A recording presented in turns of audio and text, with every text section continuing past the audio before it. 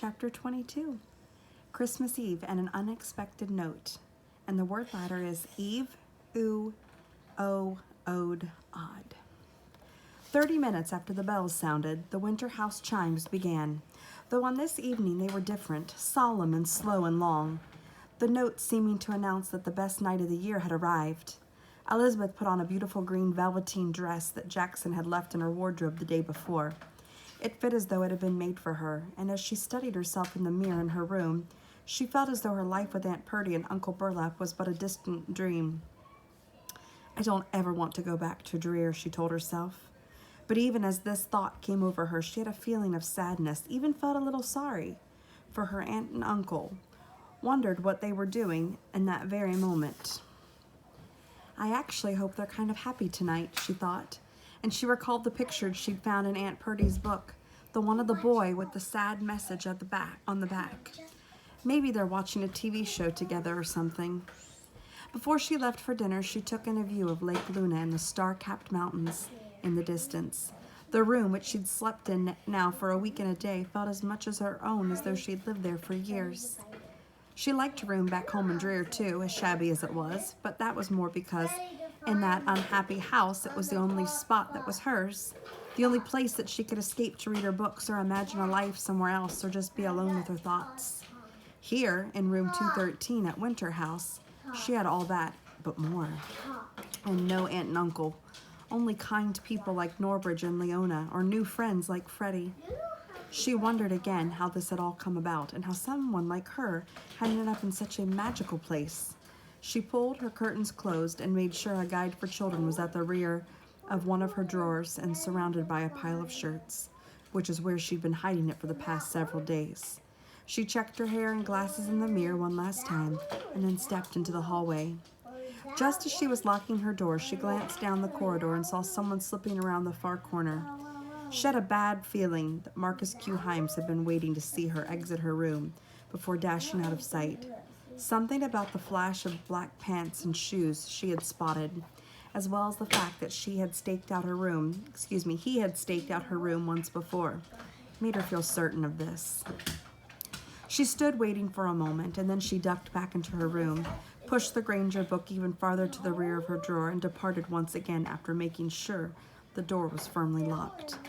Winter Hall was spectacular, glittering with thousands of silver-white snowflakes and streamers, and bright from the twinkling lights on the dozens of trees and the massive candlelit chandeliers and the dancing fire. Everything glowed or glistened or blazed. Another chime sounded and everyone was seated. Then a dinner of roast chicken and mashed potatoes and asparagus and biscuits was served, followed by blackberry pie and 3 types of ice cream, and it felt to Elizabeth that everyone could sit enjoying dinner in the company of friends and family deep into the night. She looked to the dark windows, which at this hour, and in the endless light reflected the hall's fullness so perfectly it seemed the room was twice as large, and she thought of how glad she was to be here. She put a hand to where her pendant lay beneath her dress, closed her eyes, and said to herself, "Faith." "Dreaming about getting a stack of books for Christmas?" Freddie said. Elizabeth opened her eyes. "No, I was thinking maybe you'll get a new calculator made out of walnut shells. Won't that be exciting?" Just then Elizabeth spotted Mrs. Trumbull standing beside one of the kitchen doors. The woman saw her and gave her a small wave. When dessert was ending and the fire had quieted, Norbridge stepped up to the podium. He wore a green blazer and red bow tie. He even had his beard fluffed out a bit, as though he'd taken extra care to scrub it before dinner. He surveyed the room and everyone grew quiet. The chandelier lights dimmed. "Good evening, one and all," Norbridge said. He stood up very straight and glanced around the room as the fire behind him crackled. "If you will indulge me for just a moment, I would like to address you before you all fall into the longest after-dinner nap of your lives." The audience laughed, and Norbridge pulled at his suspenders before continuing. He gestured with one hand to an elderly woman at the front table, someone Elizabeth had never seen before this evening. The woman's hair was pure white, and she sat stooped over her place at the table as though it was an effort for her to sit upright, but her eyes were deep blue and very clear, even from where Elizabeth sat.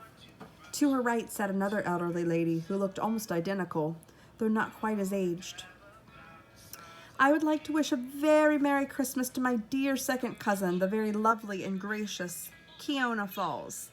She is my grand Uncle Lambert's granddaughter. That is, her grandfather and my grandfather were brothers. And well, never mind all that.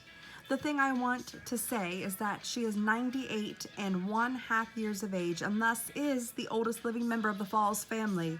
She will also forgive me, I hope, for revealing her age. Please, ladies and gentlemen, a round of applause for the charming, the generous, and exceedingly kind Miss Kiona Falls, as well as beside her, her very precious daughter, my beloved second cousin, once removed, Miss Lena Falls. The crowd began to clap and cheer, and Kiona Falls waved feebly to everyone while Lena Falls sat without moving or altering her expression. Lena's unable to hear. She's deaf, Freddie whispered. They live in a room together, and they never come out. She's also not able to speak. She only comes out for Christmas, I guess. Kiona's almost 100, Elizabeth whispered. Freddie lowered his voice as much as was possible for a whisper, and the plot thickens. The applause faded, and Norbridge nodded to Kiona and Lena and then continued to speak. Christmas Eve is a magical time, he said.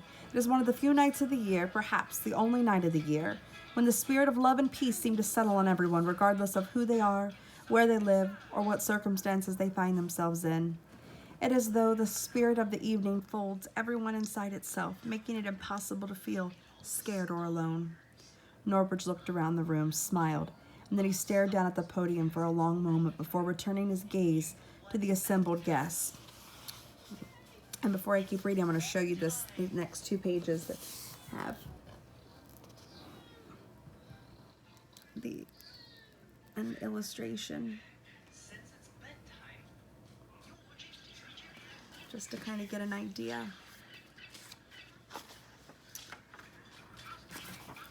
Oh, enough talking, huh? He said. He lifted his hands above his head, and a curtain of heavy snow began to fall all around him.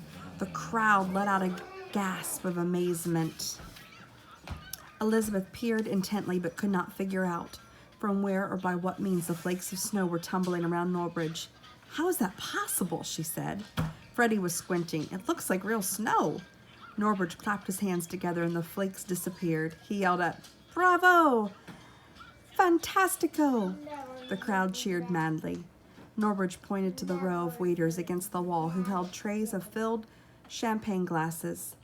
If you don't yet have a glass to toast with, Norbridge called out, please take one now. Sparkling cider for the young ones, he added, and everyone laughed.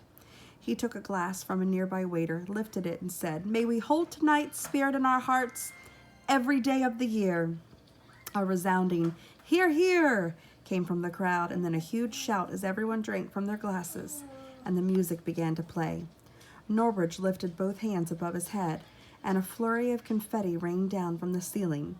The room was alive with laughter and singing, hugs and toasts. Elizabeth moved into the crowd. Find any interesting books? Someone said behind her. Elizabeth turned. Marcus Q. Himes, dressed as always in his black suit, stood looking at her, his hands behind his back. Selina was beside him. You surprised me, Elizabeth said, her heart racing. Marcus looked apologetic, sincerely so, which surprised Elizabeth as much as the shock of seeing him and his wife. We were not trying to surprise you, he said, gesturing around the room. We're just enjoying the Christmas festivities and noticed you here. We wanted to say hello and see how you were doing. Elizabeth wasn't sure she'd heard him correctly. Selina leaned forward. Yes, apologies if we startled you. Her expression was contrite, although this seemed hard to believe, it was not altogether terrible, even kind of friendly. Maybe, Elizabeth thought, Marcus and Selina Himes were as caught up in the good spirit of the celebration as everyone else. Well, it's okay, Elizabeth said. I'm fine, thanks. She didn't really know what to say to these two. Freddie had disappeared, and she started looking for him by way of making her escape. It's a wonderful party, isn't it? Selina said. It's incredible, Elizabeth said, not certain what more to say. The Himes were being unusually friendly, but there was something so off about the whole thing. Elizabeth felt disoriented. You know, Marcus said, it's been so busy here at Winterhouse, we've hardly seen you. But I'm wondering if you've given any thought to the request I made of you when we bumped into each other the other day? Elizabeth was hoping Norbridge or Freddie would appear and get her away from the couple. She was about to dismiss herself. I've been super busy, she said, but if I think of anything, I'll let you know. Please do, Selena said. That would be so good of you. And truly, what we wanted to say is it would be so delightful to get to know you better. Elizabeth was about to let her know she doubted they would be seeing much of each other when Marcus leaned forward.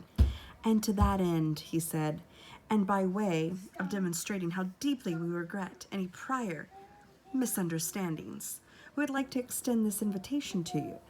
From his pocket, he revealed a small, sealed envelope and handed it to Elizabeth. With our very best regards, Selena said, her face a mask of kindness. We do so very hope that you accept it.